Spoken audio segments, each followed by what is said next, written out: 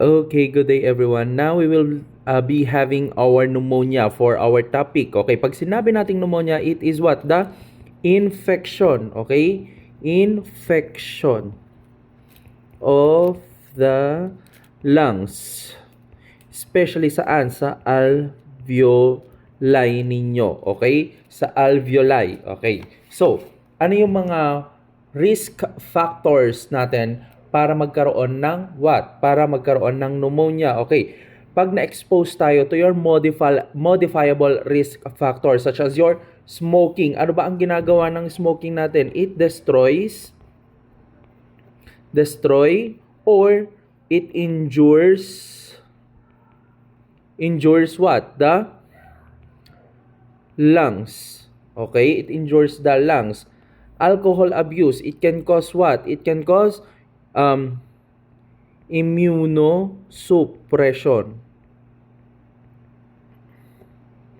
Okay? Pati yung malnutrition ninyo, it can cause what? Immunosuppression. Okay? Chronic lung disease. Okay? Poor oral hygiene and your hospitalization. That is your modifiable risk factors. Okay? Now, pagdating naman sa non-modifiable risk factors natin, meron tayong chronic diseases such as your HIV. Pag HIV, immunocompromise yung pasyente natin dito. Immunocompromise. Okay? So, ibig sabihin, decrease ang immune system.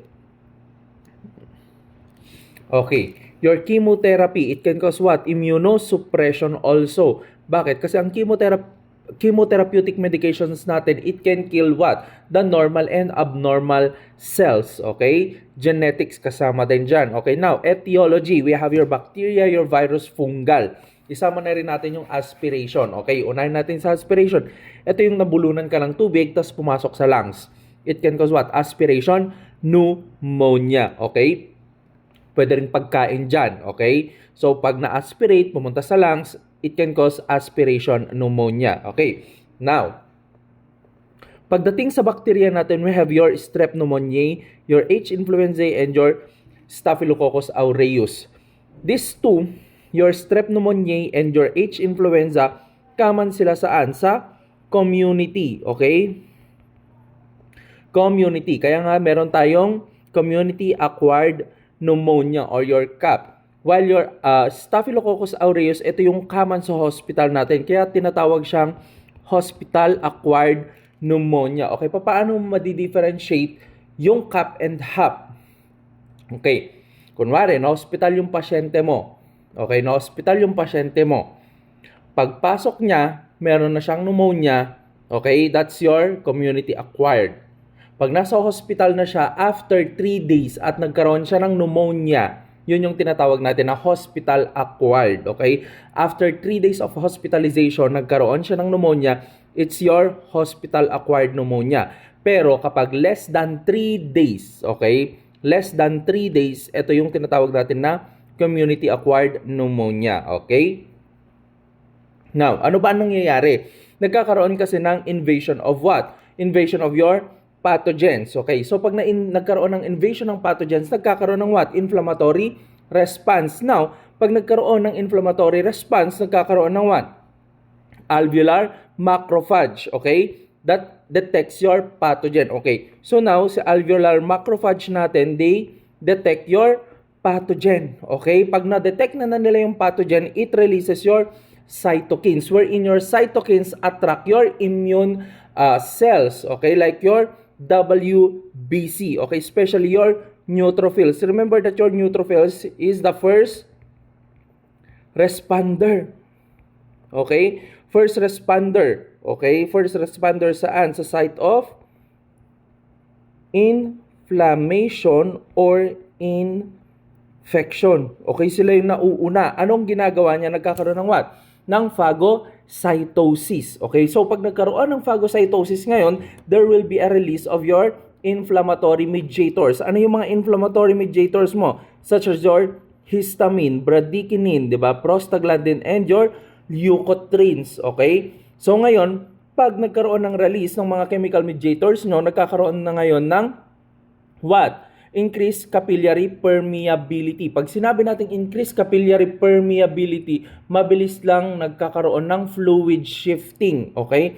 Mabilis lang nagkakaroon ng fluid shifting. Bakit? Kasi permeable yung capillary mo. Pwedeng maglabas-masok yung fluids or other components, okay? Doon sa may capillary mo, okay? Saan? Sa may mismong alveoli. Remember, sa alveoli kasi ninyo, may mga nakadikit dyan na, what? May mga nakadikit dyan na capillaries, okay? So, mabilis lang ba labas-masok yung mga fluids dyan? Yes, okay? So, ngayon, pag nagkaroon ng increased capillary permeability sa may alveoli ninyo, what happen is that nafe-fill yung alveoli ninyo, okay? Itong mismong sac na to, 'di ba? Alveolar sac, ano nangyayari diyan? Okay. Nafe-fill yan ng exudate. Exudate is your pus. WBC is your erythrocyte. WBC, it's your leukocyte.